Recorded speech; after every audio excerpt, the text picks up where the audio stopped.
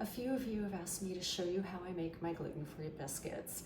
This is the only biscuit recipe you're ever going to need. I've tested 11 gluten-free flour blends, and my readers, you guys, have also tested some and let me know how it turns out. So let's get started and make some biscuits. First, preheat your oven to about 425. You want it to be nice and hot so that the biscuits rise up. Cup for cup. So you're gonna add 2 cups of cup per cup flour, and that works out to about 300 grams for my readers who are measuring. You're gonna add 2 tablespoons of baking powder. One of the biggest comments I get when I make this recipe is, do you mean 2 teaspoons? And no, I mean 2 tablespoons powder. You want to use aluminum free. Regular baking powder, that double acting stuff you see in stores all over the place, is made with aluminum, which is metal. And if you use 2 tablespoons of regular baking powder, it's gonna taste like metal. So get aluminum free. I like this Geldbaum's brand, but you can order from Thrive Market. Theirs is aluminum free. Whole Foods has a few aluminum free brands as well. If you're in the store and it says double acting, you know that's not a good one. Double check your ingredients. But anyway, I also like this brand because it's certified gluten-free. So you're going to add the 2 tablespoons of baking powder into the flour. And then I use a teaspoon of salt. If you're using this to make strawberry shortcake, you can omit the salt and just do maybe 1/4 of a teaspoon to bring out some of the baking powder action. And then just whisk these together. I like using a whisk because it really mixes the dry ingredients a lot better than just using a spoon, because you don't want any of the ingredients to clump into a certain spot there.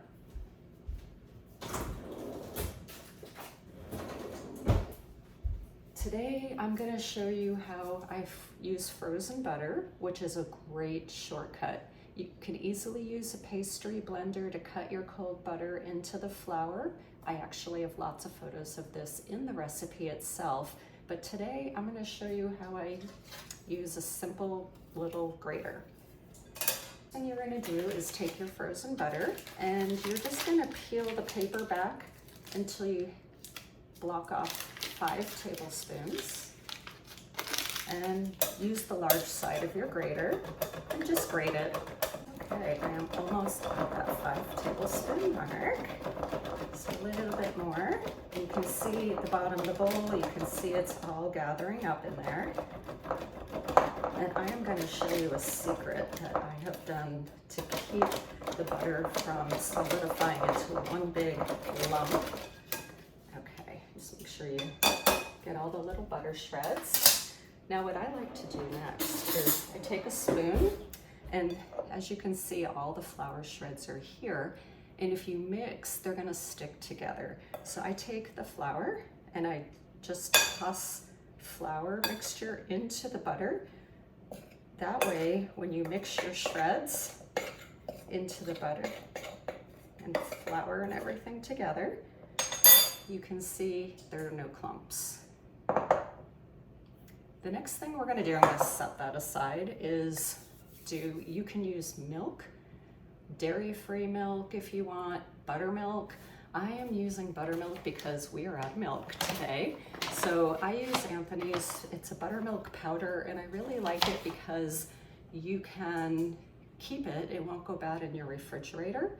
So to make 1 cup of buttermilk, I'm literally just putting 4 tablespoons of the powder into the water. Make sure your water's cold. And then just whisk it until it's all blended. Because I like to brush a little bit of the milk on top of the biscuits before they bake, I actually added 2 extra tablespoons of water into making this buttermilk. That way I have that left over. Okay, now all you have to do is pour the buttermilk into the flour and butter mixture.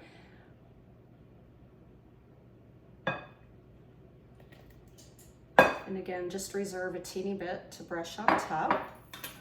and mix it into dough. Now, one thing I talk about a lot on my blog is that gluten-free flour blends are all different, every single one, and they all have a different grain to starch ratio. So depending on the flour blend you use, you might need a little more flour because the dough is very wet. You might need a little bit more liquid, okay? You're gonna have to play that by ear. If you read my post, I actually tell you the flour blends where I had to change something a little bit. Okay, there we go, we have dough. And so then I'm gonna take my silicone mat, and I like to dust it with just a little bit of flour because I don't want my biscuits to stick. So I just kind of go like that. And the secret to this biscuit dough is you don't want to handle it too much. The heat from your hands is really going to melt that butter, especially when you use a grater because the shreds are smaller often than when you would use a pastry blender. So we're gonna grab the dough and we're gonna put it right here. There's actually a little bit more in there. Grab a little more flour. And I pat it down.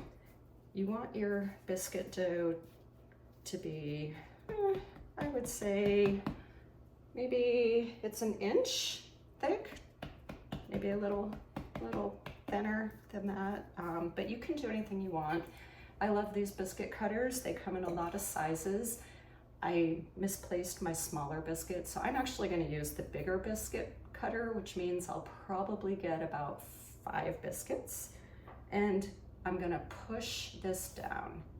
The big problem I notice people do is they twist that biscuit cutter to get it out of the dough. Don't do it. It seals the edges and you will not get a good rise on your biscuits.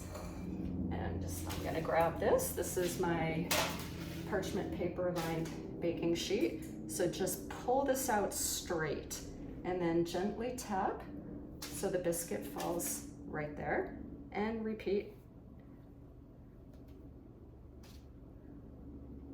And then as you get the dough, you can just kind of squish it back with your hands. Again, try not to work it too much, but anyway.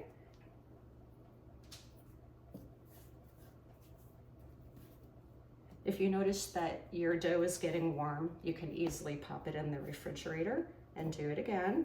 So with this really large biscuit cutter, I only am getting about 4.5 biscuits. I'm gonna just kind of throw this little one together, and pop it on the baking tray. Okay, sorry, I'm not used to doing this, so it's kind of messy. All right, so here we have our biscuits, and you can kind of see. So you're gonna take a pastry brush and that little bit of extra buttermilk and just brush the tops of all your biscuits. This helps the biscuits brown on top. Cup for Cup has dairy in it. It has dried milk powder, so this blend will get more golden than a lot of the other blends. So it's really important to add this milk on top just to get that pretty biscuit color. Okay, and my oven is ready, so I'm gonna pop these in the oven, pause the video until they're ready, and we can talk a little bit more. The benefit of these biscuits is they're egg-free. So a lot of people who are gluten-free try not to have a lot of eggs. There are a lot of egg allergies. These biscuits are okay for you if you are egg-free. All right, guys, here are the biscuits. They are out of the oven, sliding around, and I just wanna show you perfect golden tops, big rise, and these are ready for melted butter, a drizzle of honey. You can make a breakfast sandwich out of these or serve them with dinner. There are so many things you can do with my base biscuit recipe.